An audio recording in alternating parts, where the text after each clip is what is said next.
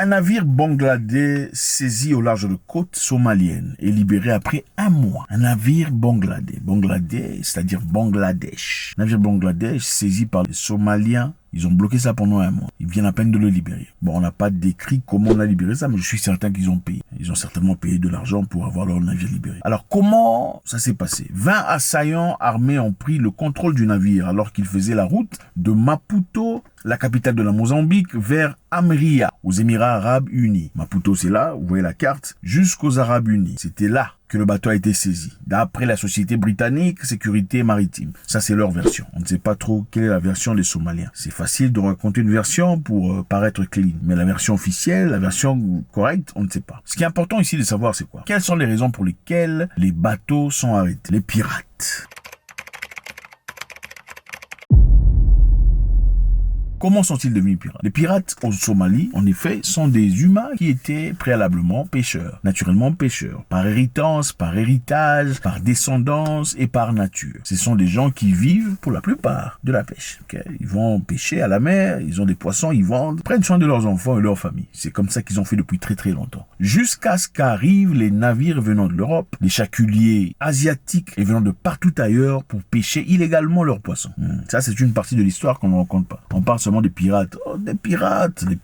On a même fait des films pour montrer les pirates, comment ils sont méchants et tout le bas. Mais on ne raconte pas la vraie histoire. Ces chaculiers, ces bateaux, ces navires de pêche viennent pour piller. Ils pêchent de manière brutale. Même les bébés poissons, ils pêchent tout. Donc ça devient très compliqué. Et ces pêcheurs qui avant pouvaient pêcher simplement à partir de leur côte, aujourd'hui sont obligés d'aller à des centaines de kilomètres dans la mer pour aller chercher du poisson. Chose tout à fait logique pour frustrer une personne. Et c'est comme ça qu'ils ont commencé à arrêter les bateaux. Dans le but numéro 1, de les décourager de venir dans ces côtés, dans les côtes somaliennes. Numéro 2, de leur soutirer un peu d'argent. Parce qu'évidemment, si vous prenez nos poissons, nous on prend quoi? On prend votre argent pour nourrir notre famille. On envoie nos enfants à l'école. C'est comme ça qu'on a créé des pirates. Bien évidemment, aujourd'hui, il y a des pirates qui sont devenus pirates pour de vrai. Ce sont des gens qui n'étaient pas nécessairement pêcheurs et ils s'en sont servis et ont trouvé cela comme une opportunité en or, évidemment, pour attaquer des bateaux et se faire de l'argent. Mais initialement, la vraie histoire qu'on ne raconte pas, c'est que ces pirates, ou prétendus pirates, étaient des pêcheurs qui ont subi les conséquences des vols et du pillage des chaculiers et des navires asiatiques, européens et restes. Là, on n'en parle pas. Le navire appartient à la société bangladaise SR Shipping Line, une société sœur du groupe Kabir Steel. Bon, ça c'est pour donner un peu de crédibilité à ce navire. Mais on sait qu'ils sont partis là-bas pour pêcher, on connaît leur jeu là, tout ça. Oh, ça appartient, non, vous êtes partis voler, on vous a bloqué. Donc c'est ça. Alors comment peut-on comment résoudre cette histoire? Il faudrait évidemment qu'il y ait des institutions internationales qui puissent s'assurer qu'il y ait le respect des mers somaliennes. Mais qui le fera? Point d'interrogation. Si ce ne sont pas les Somaliens eux-mêmes. Nous allons aux Philippines. Philippines, un endroit génial. Mon ami, c'est un très beau pays que j'ai visité moi-même. J'ai beaucoup aimé. Il y a plus de 1000 îles. 1000 îles aux Philippines. 1000, oui, 1000. Vous avez entendu 1, 0, 0, 0. 1000 îles différentes aux Philippines. Super endroit. Aux Philippines, le président philippin a déclaré lundi que son administration n'avait pas l'intention de donner aux États-Unis l'accès davantage à des bases militaires aux Philippines. C'est-à-dire, nous n'ouvrirons plus des bases militaires américaines chez nous. Let me stop you right there. The answer to that is no. The Philippines has no plan to create any more bases or give access to any more bases. Intéressant, n'est-ce pas? Très intéressant. Partons de l'histoire récente dont on a parlé. Au Niger, nous savons tous que les Nigériens ont demandé aux Américains de quitter. Ils ont annulé l'agreement, le contrat, l'accord qu'ils avaient. Et les Américains ont fait semblant de ne pas entendre. Mais là, on a mis la pression, les gens sont descendus dans les rues. Aux Philippines aussi, curieusement, on dit non, plus des bases militaires. Alors, comment les Américains sont arrivés là? Quand on dit plus des bases, c'est-à-dire qu'il y a des bases. Déjà, mais on ne va pas rajouter des bases. Nous savons que les Américains ont plus de 750 bases militaires partout sur Terre. 750, c'est beaucoup. Donc 80 pays différents. C'est pourquoi vous voulez encore ouvrir d'autres bases. Ça sert à quoi?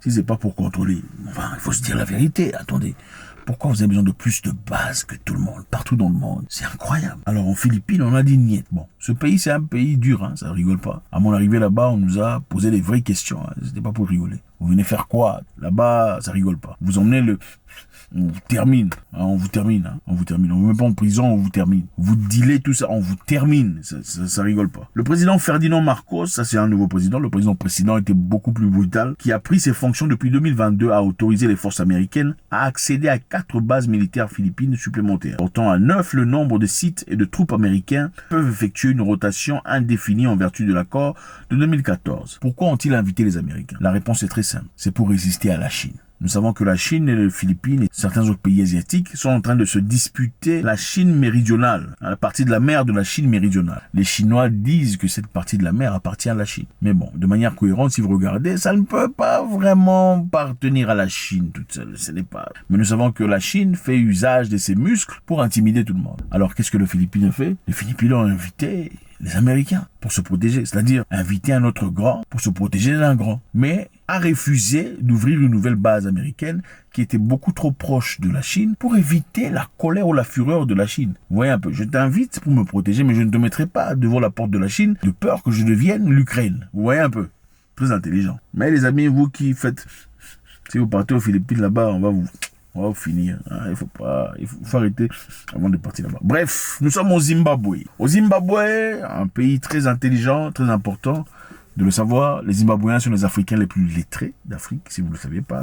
Félicitations à eux. Ce sont des gens qui font l'université. Ça rigole pas. D'ailleurs, le président Mugabe était le président le plus diplômé du monde. Il avait 5 masters, président Mugabe. Et quand on dit tel père, tel fils, évidemment, quand le président a 5 masters, les citoyens ont tendance à aller à l'école. Les Zimbabwéens, sur le plan intellectuel, ils sont, en tout cas, ils sont forts. Bref, le pays est en lambeaux. Mais aujourd'hui, on a un petit problème. 9 femmes accusées d'avoir hué la première dame du président Zimbabwe ont été libérées. On parle ici d'un nouveau président. C'était plus Mugabe, il n'est plus. Il y a un nouveau président qui s'appelle Edison Mnangagwa. C'était un garde du corps du président Mugabe qui a fait son coup d'État, sans essentiellement faire du mal au président, qui a pris soin de lui pendant très longtemps. En guise de reconnaissance. Au moins, il y a ça. Mais Mnangagwa au pouvoir, il paraît que sa femme aurait été huée par 9 femmes, et ces 9 femmes ont été arrêtées, mises en prison. Ah, Afrique. Quand tu deviens président, on va te huer. C'est comme dans certains pays ici, dans l'Afrique centrale. Il y a une maman qui s'exprime, tout ça, on l'arrête.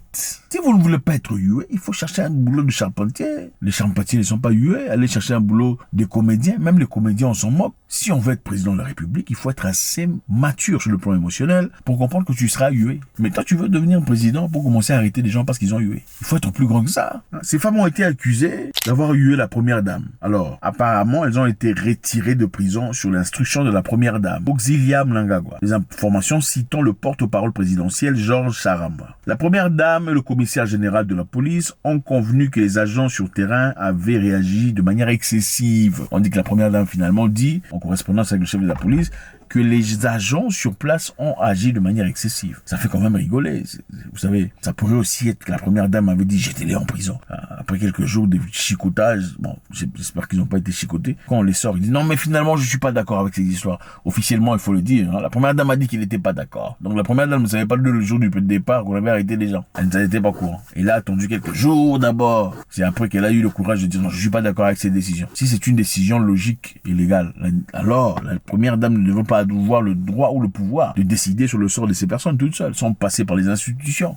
C'est ça, les républiques bananières. Des femmes âgées de 19 à 49 ans auraient hué Madame Mnangagwa après avoir manqué la nourriture et les vêtements qu'elle distribuait mercredi dernier lors d'un événement caritatif dans la province orientale. Donc l'accusation avec ces femmes de 19 à 49 ans aurait hué Madame la Présidente parce que elles avaient rien reçu des vêtements et des nourritures qu'elles distribuaient. Pourquoi on redistribue des vêtements et des nourritures? C'est quoi cette mendicité comme ça générale et normalisée? Moi, je comprends pas. Pourquoi tu vas distribuer des nourritures et des habits? Attendez, il faut équiper les gens pour aller au travail. Il faut leur donner des opportunités pour prendre soin de leur famille. Pourquoi vous voulez donner des habits? Moi, je comprends pas cette mentalité des premières dames.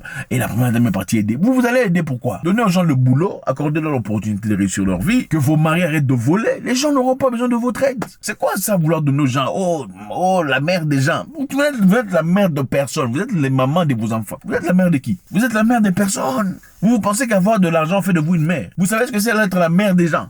Dis. Il faut arrêter vos bêtises. Donnez les habits. Qui a besoin des habits? On n'a pas besoin des habits. On n'a pas besoin d'habits venant de vous. On n'a pas besoin de nourriture, de l'aumône. On n'en a pas besoin. Elles étaient fâchées parce que la dame a donné pendant les œuvres caritatives à certaines personnes, elles n'ont pas reçu. Finalement, ça c'est ce que le procureur aurait dit. Ces accusations à dormir debout. Mais en réalité, on dit, les femmes ont nié les accusations, arguant qu'elles avaient été arrêtées pour avoir quitté l'événement lorsque la première dame parlait encore. Ouais, c'est ça. Qu'est-ce qui semble le plus probable? Dites-moi. Qu'elles avaient hué la première dame ou bien elles avaient décidé de quitter pendant que la première dame parlait encore. Vous pensez combien de gens auraient le courage de huer la femme du président? Il faut arrêter à un certain moment. Donc quand toi tu parles, on doit rester là et t'écouter comme des moineaux et des chameaux, nous taire pendant que toi tu fais tes œuvres caritatives, donner des beignets aux gens. On n'aura pas le temps de ça. Merci infiniment les amis, faites-moi savoir ce que vous en pensez. D'abord aux Philippines, on dit non aux Américains, plus de bases militaires ici chez nous, on n'en veut pas. À l'instar de la Guinée, la Somalie libère le bateau de Bangladesh. Après quelques temps, certainement ils ont payé, il faut pas rigoler, hein, faut pas... Vous pensez qu'ils vont libérer ça seulement comme ça? Non.